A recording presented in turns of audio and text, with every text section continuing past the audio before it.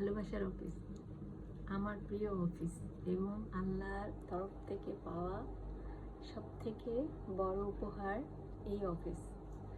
এই অফিসকে আমি সত্যিই মন থেকে অনেক ভালোবাসি।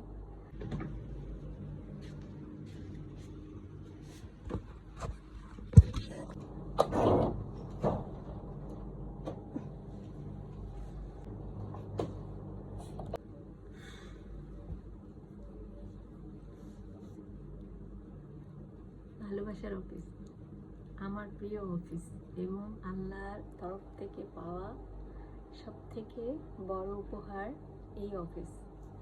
এই অফিসকে আমি সত্যিই মন থেকে অনেক ভালোবাসি। আর ভালোবাসি বলেই এখনও আমি এই অফিসে চাকরি করছি।